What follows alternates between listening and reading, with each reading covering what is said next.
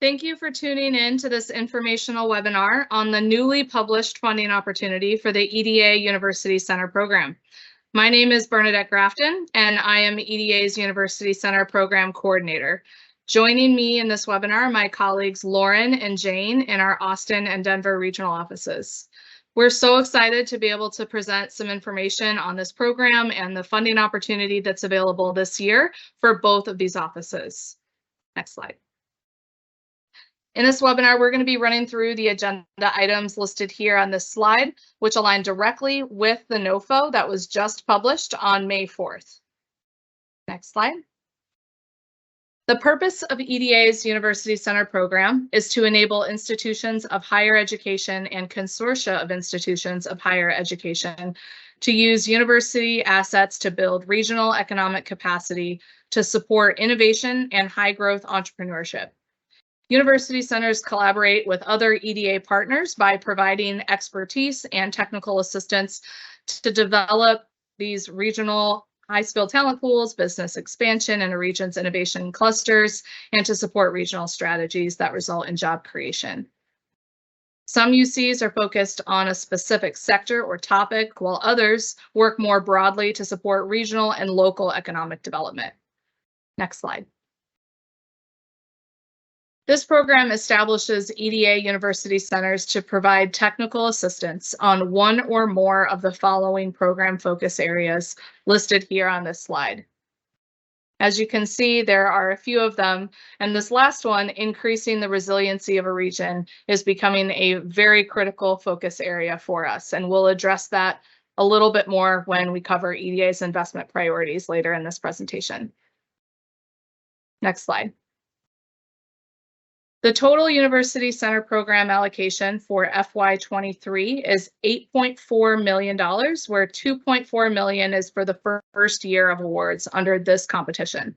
This funding is divided between EDA's Austin and Denver regional offices.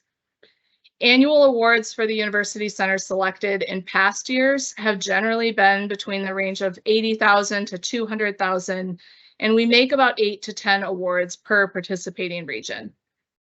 I'll turn it over to my colleague Jane to cover eligibility.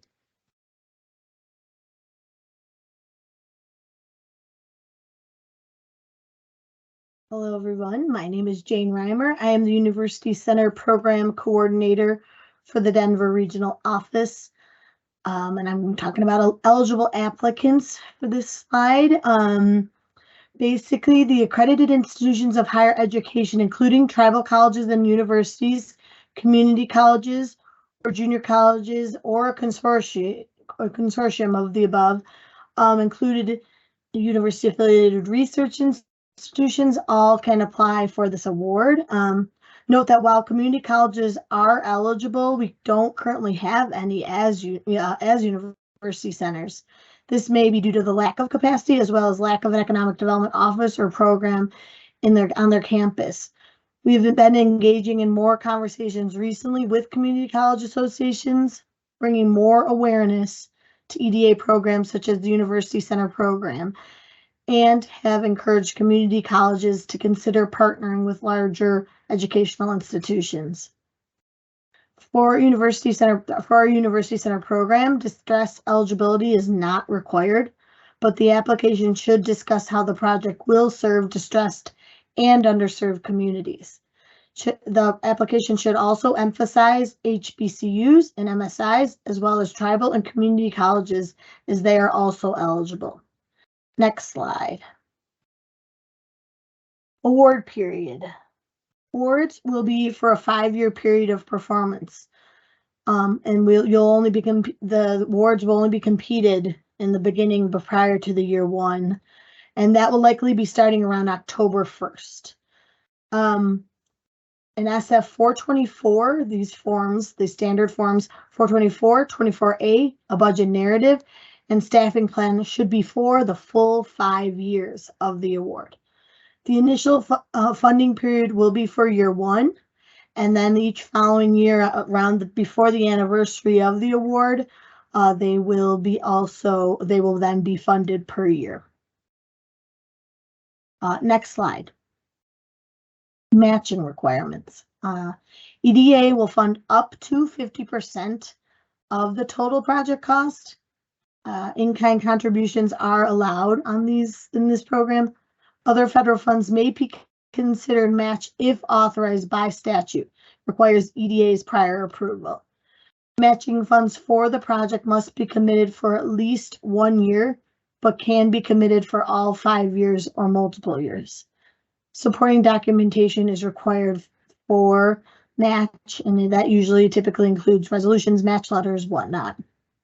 Next slide. The scope of work. The purpose of EDA's University Center program is to enable institutions of higher education and consortia of these institutions to establish and operate university centers, or as we call them, UCs, focused on leveraging university assets to build regional economic ecosystems that support innovation and high growth entrepreneurship, resiliency, and inclusiveness. Applicants must describe specific activities to be undertaken by the University Center during the period of performance, including but not limited to providing technical assistance, conducting applied research, and disseminating information about and the results of the University Center economic development activities. The scope of work should be no more than 1 page. See page 15 through 17 of the NOFA for more detail. And now I'm passing it on over to Lauren, my colleague from Austin. Hi, I'm Lauren Duyon. I'm with the Austin Regional Office. Next slide. Thank you. So for the project narrative, there are a few areas of focus to keep in mind. Make sure to identify the region and program focus, identify industry if it's applicable. Make sure to create a nexus between the need of the region, the university center outcomes, and the benefiting areas, which would include distressed communities. Address 3 pillars, which are applied research, dissemination of information, and technical assistance. Make sure to address how does this project meet EDA's requirements, as well as outline the capacity of the team, providing resumes and describe university resources. For the scope of work, metrics, outcomes, and timeline should all be clearly highlighted and defined. And other required forms are listed for the application as seen on the screen. These include the SF424, SF424A, CD511, SFLLL, and the ED900, which is the general application for EDA programs. Please identify potential sources of committed funding, potential support, and funding strategies for sustaining the program. Document all project partners, whether government, local, educational, or private, and their role within the project. And please provide letters of support for matching funds. Next slide. Other attachments for application documents could be as follows: applicant capacity and project management, budget narrative and staffing plan, project sustainability, resumes of key project staff, matching share commitment letters, 5 separate itemized budgets. When it comes to budget narrative, matching share, and staffing plan, 50% commitment is needed for the match letter requirements. As mentioned briefly earlier, typical funding amounts vary by region from anywhere from $80,000 to $200,000. These are 5-year project period budgets, so 5-year non-federal match commitment and annual budgets. When it comes to indirect cost, 20% requirement. Sorry, that'll be a cut. Give me a sec. For indirect costs, that's a 20% requirement with other funding restrictions, and personnel and fringe as it relates to staffing plan and budget should be included. Next slide.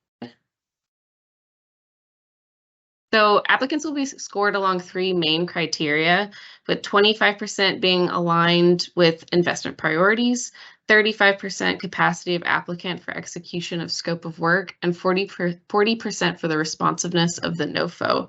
And now my colleague Jane will discuss each one.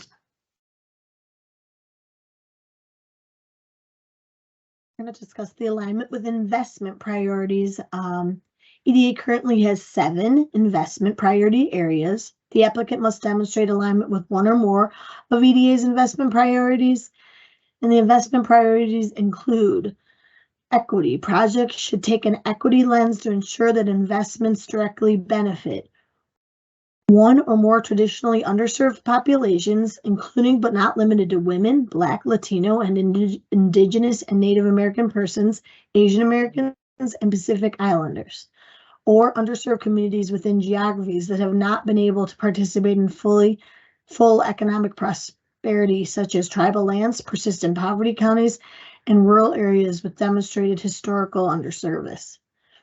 Recovery and resilience, another important investment priority. Economic development planning or implementation projects that build economic resilience to and long-term recovery from economic shocks, such as examples being the coal community, natural disasters, or COVID-19. In the following, we have workforce development is another priority, manufacturing, technology-based economic development, environmentally sustainable development, exports, and foreign direct investment. Next slide. Applicant capacity. That's 35% measured when we are scoring these. When we examine the applicant's capacity, we will weigh 4 factors equally. Fosters job creation and promotes private sector investment, indicates feasibility of the project, describes sustainability and durability of results of the project beyond the project period, demonstrates organizational capacity to successfully implement the project. Next slide. Responsiveness to program objectives. It's 40%. Successful applicants demonstrate the following: serve a well-defined geographic area and benefit distressed communities within that area, provide technical assistance, conduct applied research, and or disseminate information to foster regional economic ecosystems, drive regional economic development and strategies, leverage other university assets that support regional economic ecosystems, engage EDA stakeholders and partners such as economic development districts or EDDs, Indian tribes, and regional development organizations, include measurable activities and outcomes, plan for sustaining success beyond the period of performance. Next slide.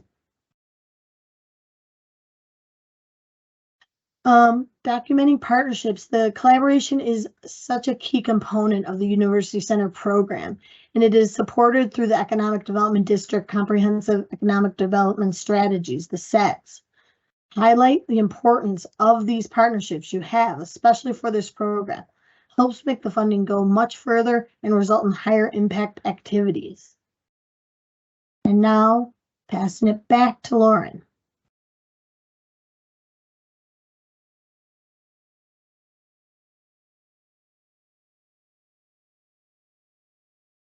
So the review and selection process is as followed.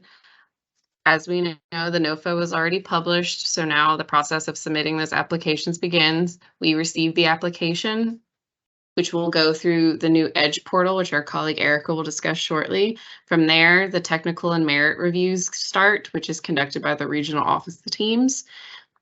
Then we have our investment review committees, which are otherwise known as IRC, where the projects are assessed. The decisions are made by the grants officer, and then the awards are announced. These applications are due July 10th at 11:59 p.m. Eastern Time. And as I mentioned, all applications must be submitted through the new EDGE platform, which Erica will now share some details about that. My name is Erica Ingram, and I'm EDA's EDGE Change Management Lead. What is EDGE?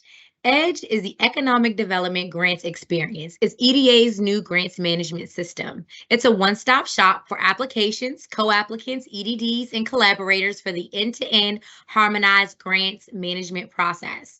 It provides a modernized, intuitive, and also a very user-friendly interface for applicants. Accessing EDGE. There's 3 ways to access the EDGE portal. 1, you can click on this hyperlink at sfgrants.eda.gov.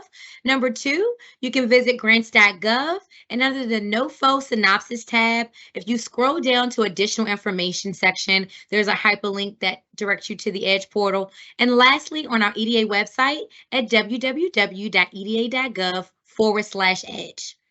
The EDGE registration process is very simple and easy. You can self-register for an EDGE portal account by clicking on that hyperlink at sfgrants.eda.gov. You'll select Login. You'll accept the system use agreement, select Not a Member, and you'll just follow the prompts to self-register to the EDGE portal. There's also a quick reference guide that provides step-by-step instructions on how to self-register. Next slide. All right. EDGE best practices.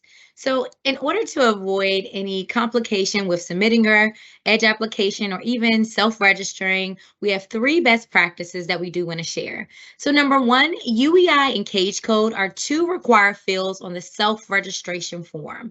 So if you're having any trouble locating the UEI or CAGE code, please search sam.gov to locate that information. Number 2 is that we strongly encourage the lead applicant to invite additional team members and collaborators from their organization via the application team functionality, rather than having other team members self-register to the EDGE portal.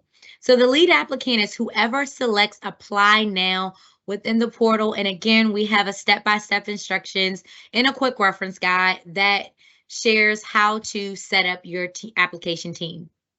Lastly, when pasting text to fields within the ED900, it's recommended to paste as plain text to remove any special characters. This will avoid any issues with saving and completing the ED900 within the EDGE portal.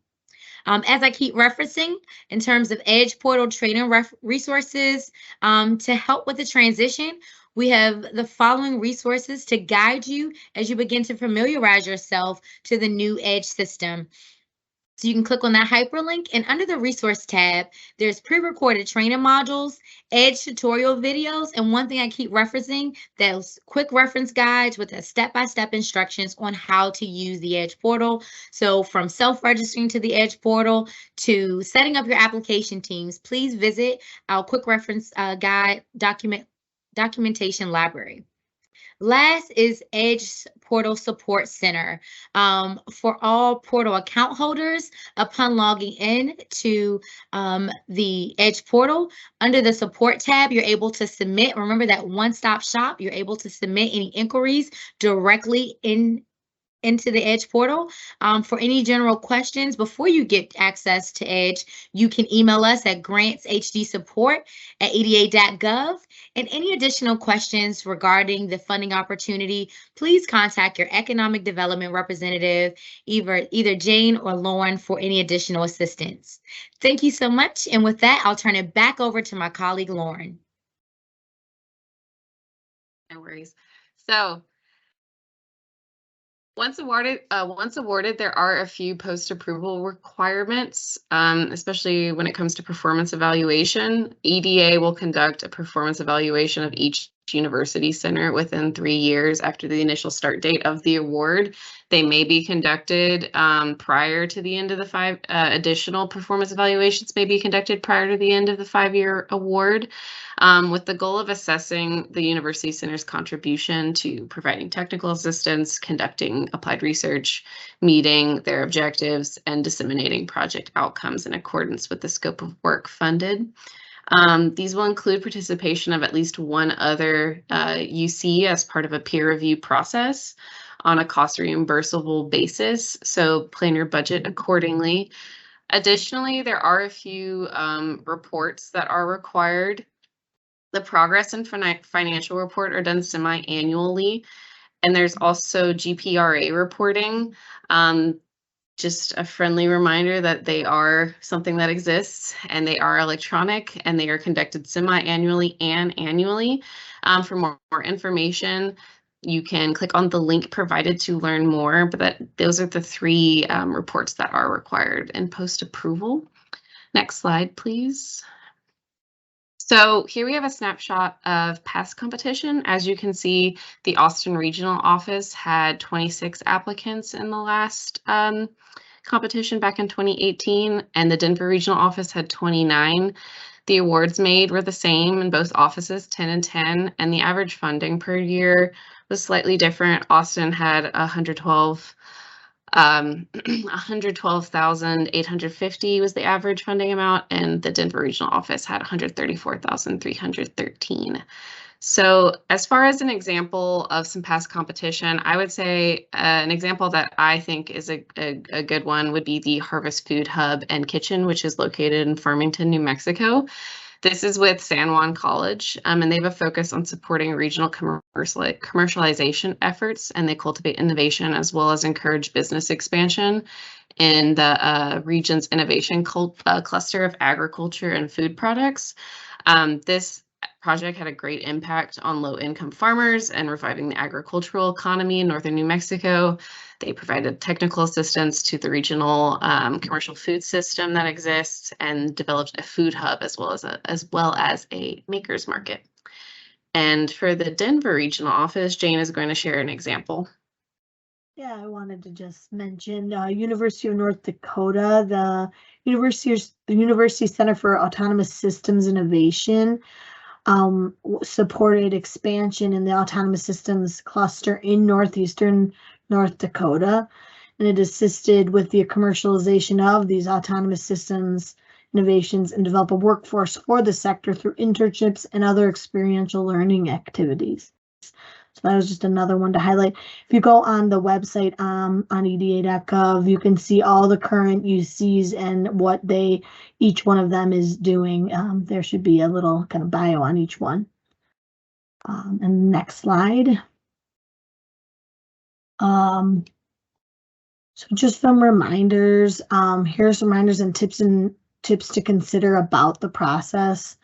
Make sure you understand the authorized representative role, PDF format for application documents, submit only one application. Sometimes accidentally duplicates happen, so just submit once, and make sure, of course, you review all your documents before submission. Feel free to make any other and that's it. So you can cut that little last bit out. And then I'm going to pass it on over to Bernadette for the final slides.